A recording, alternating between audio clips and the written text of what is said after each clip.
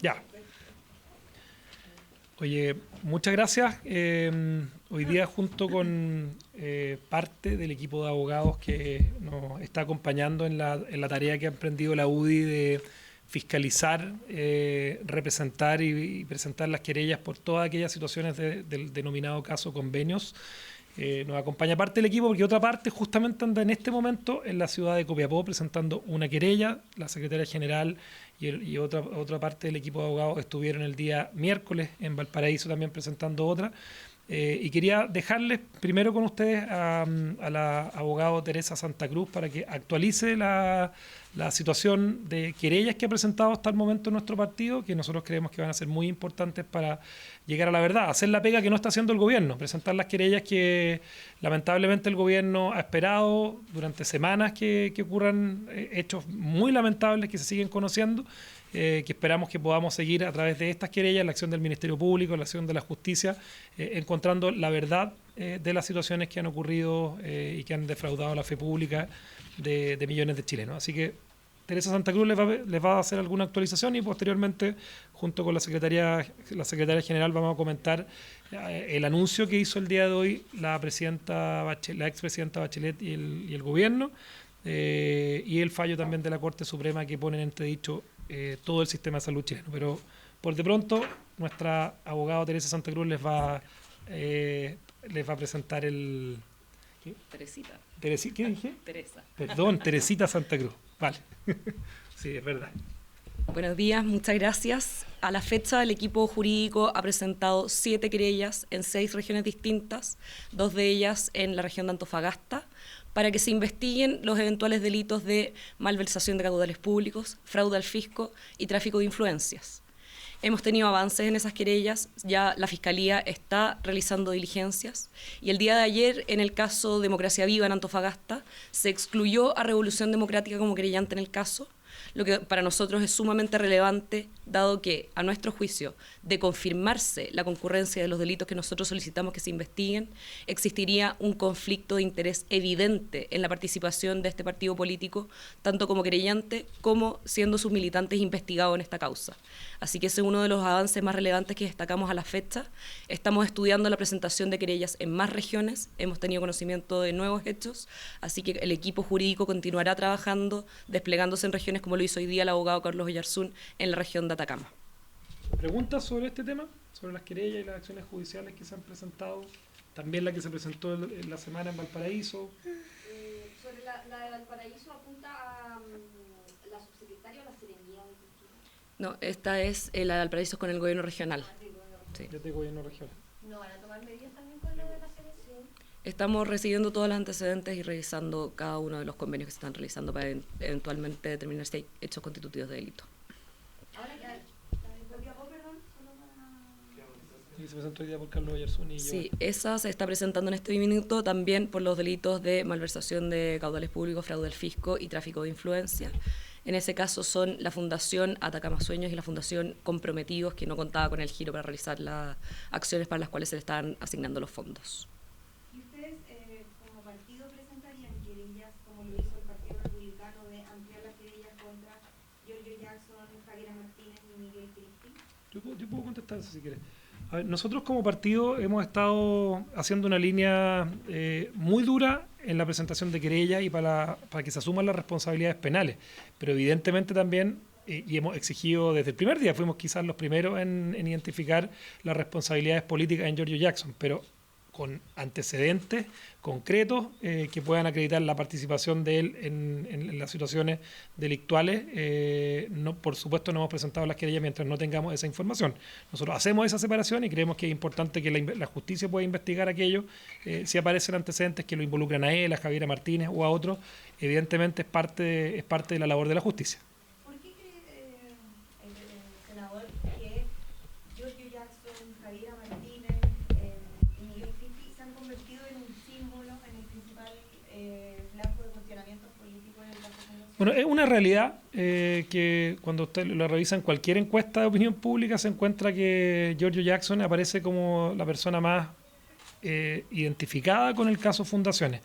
Y esto no tiene novedad. Él es el fundador de un partido que está en el corazón de todo esto, que es Revolución Democrática, en el caso original.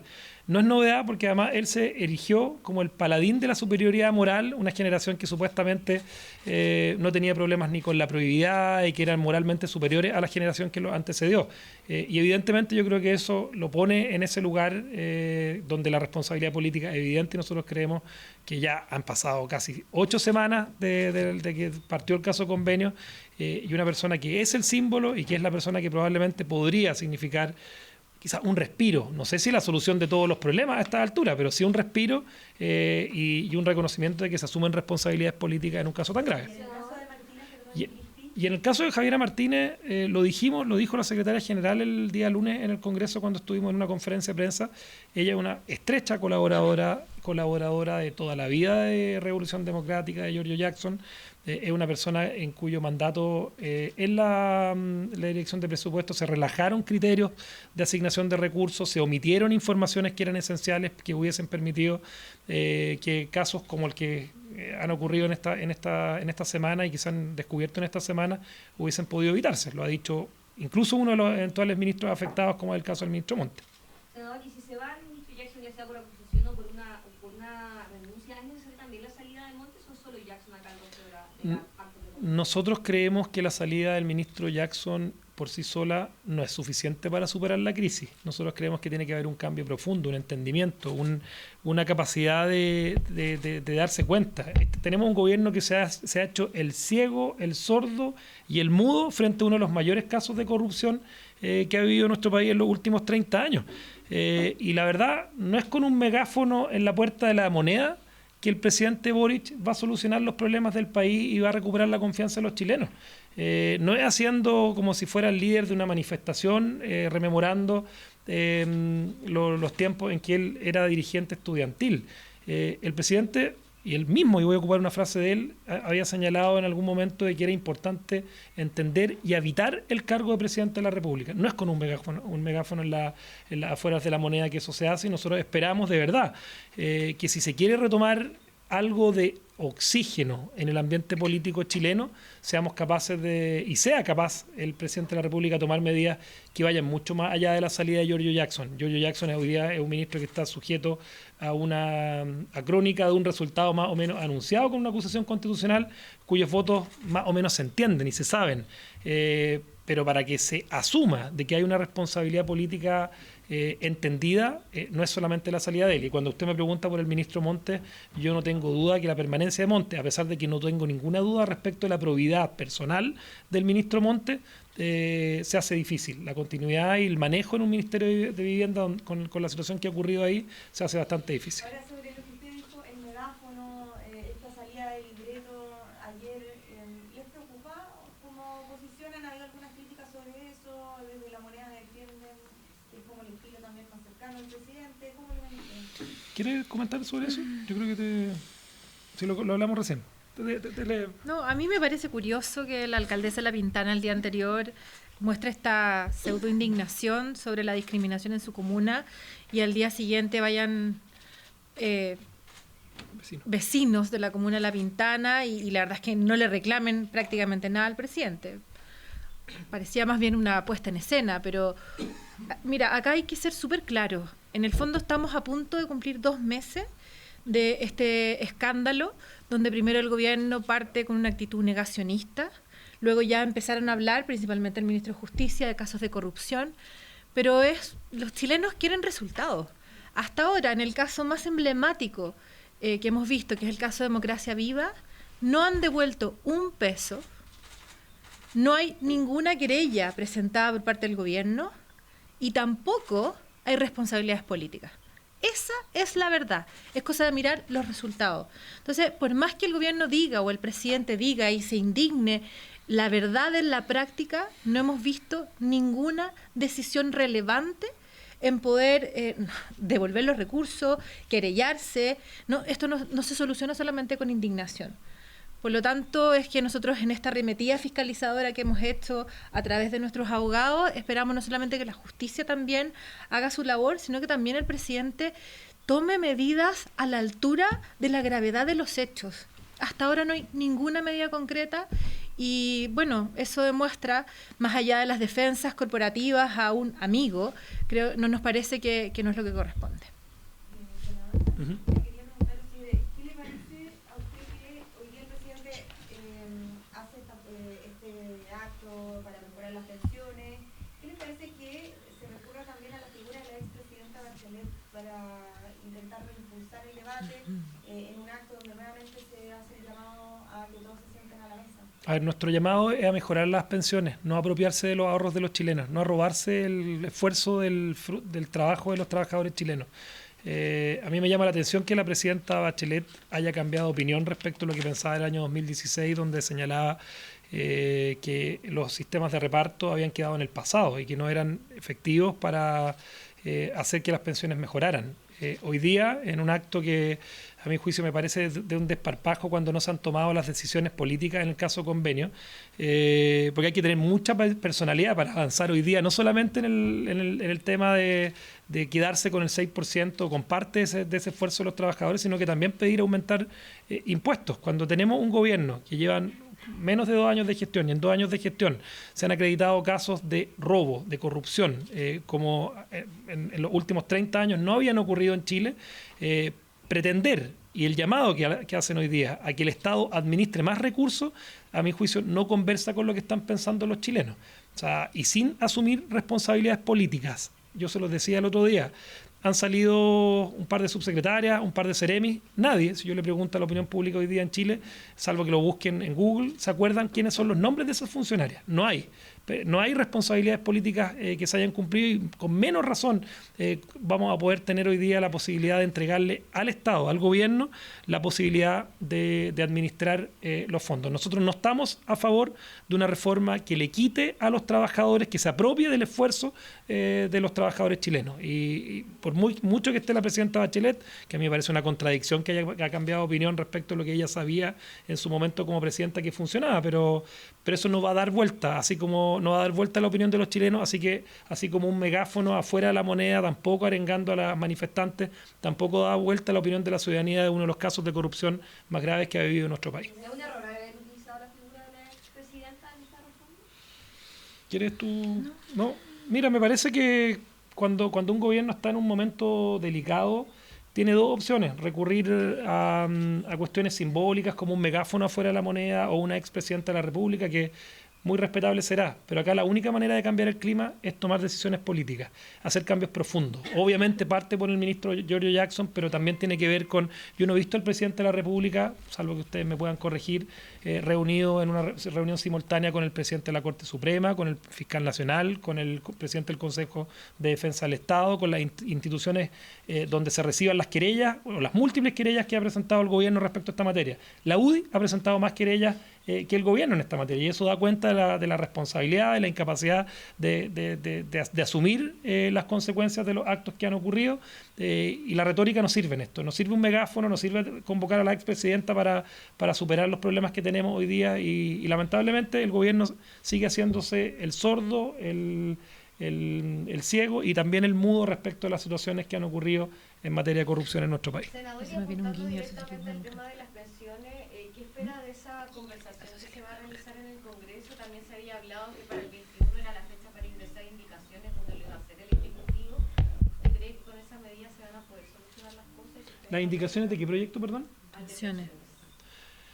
Mira, el gobierno había convocado una mesa que ustedes recuerdan que nosotros tomamos la decisión de levantarnos por cuanto no habían todavía responsabilidades políticas. Y fíjate que tiene que ver con algo que está en el ADN de lo que está pidiendo el gobierno. El gobierno está pidiendo más recursos para el Estado, ya sea por la vía de la reforma tributaria o sea por la vía de apropiarse de la cotización de los trabajadores chilenos. ¿Con qué cara pretenden que nosotros le entreguemos la administración de recursos si no son capaces de hacerse cargo de uno de los escándalos de corrupción más importantes que han ocurrido en el país en los últimos 30 años? Por eso nos paramos de esa mesa que finalmente terminó coja porque el propio gobierno la bajó. Se ve difícil el avance de la reforma de pensiones, yo lo digo con mucho dolor. La UDI hace 2 semanas atrás presentó una propuesta concreta de mejora de las pensiones de los chilenos. Hoy día 2 economistas, Alejandro Weber y también Bernardo Fontaine, hicieron una presentación bastante en línea de lo que presentó la UDI hace 2 semanas atrás. Aumento de la PGU a un límite de 250.000 pesos, tener la capacidad de reformular la industria, introduciéndole competencia, mejores reglas de funcionamiento, el aumento de la cotización gradual en los 6 puntos en un periodo de 12 años. O sea, son cuestiones que en un proyecto de ley corta, como el que propusimos hace 2 semanas atrás, podrían mejorar rápidamente las pensiones y sin dejarse tener esta discusión de echarle la culpa a una u otra persona. Acá la responsabilidad no está en la oposición, la responsabilidad de los hechos de corrupción está en la moneda y son ellos los que tienen que asumirla. La presidenta llama a un acuerdo nacional. Sí, claro. O sea, uno ve bonitas palabras en este esfuerzo de la presidenta Bachelet. Nosotros también llamamos un acuerdo nacional respecto a la propuesta de pensiones que presentamos hace 2 semanas atrás. Aquí y ahora, acuerdo nacional, subiéndole las pensiones a los chilenos a 250.000 pesos con la PGU, aumentando en un 6% la cotización que sea de los trabajadores chilenos. Nosotros no estamos disponibles a entregarle un peso a un sistema de reparto, a un sistema que expropie o que le quite a los trabajadores chilenos sus fondos de pensiones y el fruto de su trabajo. Senador, ¿qué espera de la conmemoración de los 50 años? ¿Van a haber varias actividades que ya están trabajando en Ejecutivo? ¿Ustedes van a ser parte de alguno de los eventos que los va a invitar el gobierno? ¿Y cuál va a ser el tono que va a tener la UDI también para lo que ha sido como la condena al menos de la izquierda al golpe de Estado en sí? A ver, es una fecha que es compleja para nuestro país. Nosotros estamos organizando un acto puntualmente para el día 4 de septiembre, un acto que sea ciudadano, un acto que sea transversal, un acto que involucre a todos los actores que estuvimos detrás del rechazo y el fin del octubrismo. Y en esa fecha, bueno, esperamos tener, de alguna forma, volver a reencantar a través de las razones y las causas que motivaron ese rechazo, porque vemos muchas de las iniciativas que se están viendo en el Consejo Constitucional que se están repitiendo y es un proceso que queremos que termine bien. Y en el tema del 11 de septiembre, bueno, también es una fecha muy compleja. Nosotros en la UDI estamos trabajando principalmente con nuestros jóvenes a través de distintas actividades y es bien difícil poder analizar esa fecha puntual sin entender los hechos históricos que llevaron a ese día. Y eso es parte de lo que la UDI quiere aportar, porque aquí parece que al presidente y al gobierno le importa tener solo una verdad histórica, y nosotros no vamos a ser parte de eso. Al contrario, acá lo que tienen que empezar a ver, y nos parece que la postura del gobierno, ya vimos lo que pasó con Patricio Fernández, donde vemos el triunfo también de una postura tan extrema como es la del Partido Comunista, muy responsable de lo que ocurrió en aquellos años, y por lo tanto la UDI lo que estamos trabajando es cómo seguimos avanzando al fin en fechas de reencuentro, en fechas de unidad, y tendremos actividades privadas que son propias de nuestro partido para entender qué pasó ese día, cómo llegamos a esa situación y también verlo desde la perspectiva del peor gobierno de la historia que ha sido hasta ahora el de Salvador Allende. Sí, lo de Pato Fernández. Dilo tú. Sí. Dale. ¿Sabes lo que pasa? Que acá la salida de Patricio Fernández, que fue una persona con la que nosotros habíamos entablado diálogo respecto a esta fecha, te demuestra en lo que está pensando el gobierno, en la imposición de una sola verdad. Cuando Patricio Fernández sale del gobierno por la cancelación del Partido Comunista tratando de imponer solamente una verdad, se acaban en la práctica las posibilidades de hacer algo de futuro, algo que no esté permanentemente mirando el espejo retrovisor en los temas que dividen a los chilenos. Hagámosle un poquito más caso a esas miradas, a la mirada de don Eduardo Frei, el expresidente también, que también plantea, dejemos de mirar el 11 de septiembre en la lógica de la división, porque es evidente que no nos vamos a poder poner de acuerdo en las causas que llevaron y lo que ocurrió respecto al 11 de septiembre. Miremos el futuro. Yo creo que la UDI, hace un tiempo además, hemos estado trabajando en esa mirada de más futuro y de no hacer acento en las cosas que nos dividen. El gobierno, si quiere convocar a hechos que dividen a los chilenos, por supuesto no va a contar con la UDI para esas conmemoraciones. Cambiándolo ligeramente de tema, a propósito de lo que hizo ayer el presidente con esta manifestación, ¿no temen que haya un veto presidencial con el tema de la ley de usurpaciones que se está viendo? A ver, esta semana la primera preocupación del país sigue siendo la seguridad, sigue siendo el avance de la delincuencia, del narcoterrorismo. Y esta semana ocurrieron dos cosas muy lamentables en ese sentido que demuestran las dos caretas que tiene el gobierno y que tiene la izquierda en la práctica. Yo hago una excepción con varios parlamentarios del socialismo democrático, pero la careta de finalmente cuando se avanza en una legislación tan importante como la ley de usurpaciones y es votada en contra por el Partido Comunista y por la izquierda, y la ley también que sancionaba el porte de combustible o acelerante en manifestaciones, también votada en contra por la izquierda, por el Partido Comunista y por el Frente Amplio. O sea, ¿cuál es la verdadera careta? ¿Cuál es la verdadera preocupación por la seguridad? La de aquellos que están votando en contra del Parlamento, que hayan acelerantes en las mochilas de los manifestantes y que votan en contra, algo tan evidente como es que los ciudadanos puedan accionar más efectivamente contra las usurpaciones de terreno. O sea, nos parece que ahí está la respuesta y los ciudadanos no tienen que esperar que se los diga la UDI. Vean cómo votaron los parlamentarios del Frente Amplio en estas legislaciones para entender cuál es su real preocupación respecto a los temas de seguridad.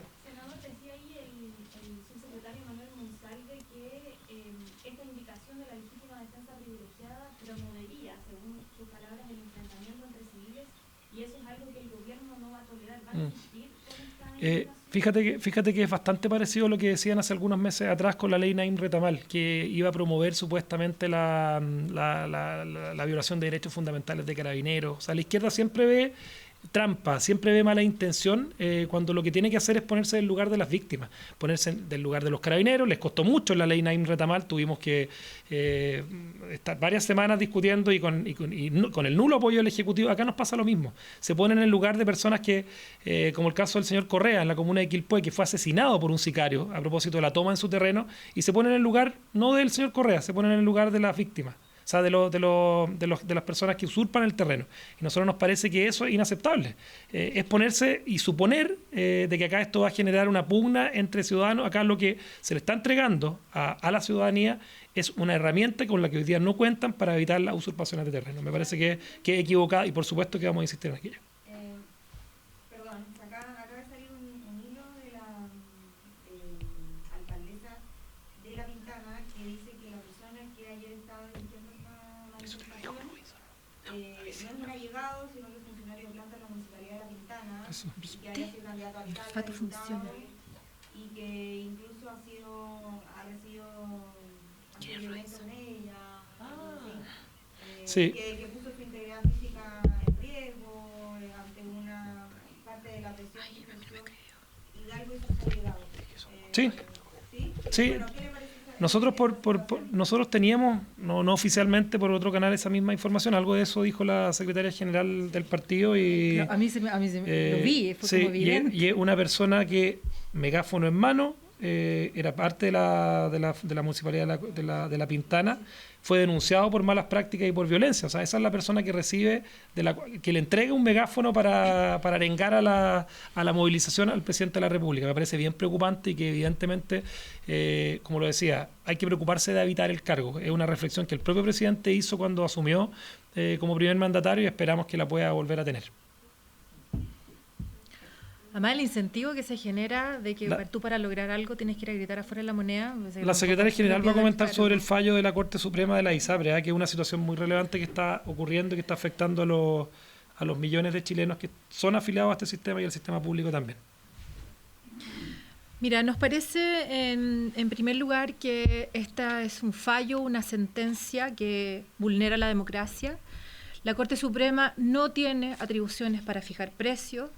La Corte Suprema no tiene atribuciones tampoco en política pública, en materia de ley, y por lo tanto nos parece que es bien curioso lo que ocurrió con este fallo. Vuelve a enredar una vez más la tramitación y a entorpecer lo que está ocurriendo en el Congreso. Sabemos que hay más de 3 millones de afiliados, pero sabemos también que estas decisiones afectan a todos los chilenos que estamos en salud. Y por lo tanto, la incertidumbre nuevamente que instala la Corte Suprema nos parece preocupante. Queremos transmitirle también en ese sentido que hemos conversado con nuestros parlamentarios. Hay muchas dudas, indignación también, o molestia más bien dicho, por esta sentencia, y no descartamos utilizar ninguna herramienta en este sentido. Perdón, solo para precisar, el tuit era de 2019. ¿Qué cosa? El tuit del que yo les hablaba de 2019, donde ¿De La Pintana? Sí, no, pero la información la tenía. ¿Qué tuit? De la alcaldesa de la No, y él tenía una historia también de situaciones de sumario y cosas en la municipalidad de La Pintana, sí. ¿Tienen información de eso? ¿Ustedes temen que sea fin inminente como están vaticinando? Yo preferiría que el presidente, más que estar juntándose con expresidentes, también en esto tomara un liderazgo. Aquí hay una situación grave, una situación compleja, una situación enredada, con atribuciones de la Corte Suprema que van más allá de la democracia, y nos parece que en esto el presidente también debiera asumir un liderazgo y juntarse con la Corte Suprema y ver bien y analizar este fallo, porque ya llevamos muchos meses y cada día vemos cómo esto se enreda, se entorpece, y en la tramitación legal, la tramitación de ley que se está llevando en el Congreso, por supuesto que va a tener efectos importantes. Así que en este sentido es importante que la Corte Suprema entiende que no tiene atribuciones para fijar precios. Muy bien. Muchas gracias. Ya se pasaron, gracias. Muchas gracias.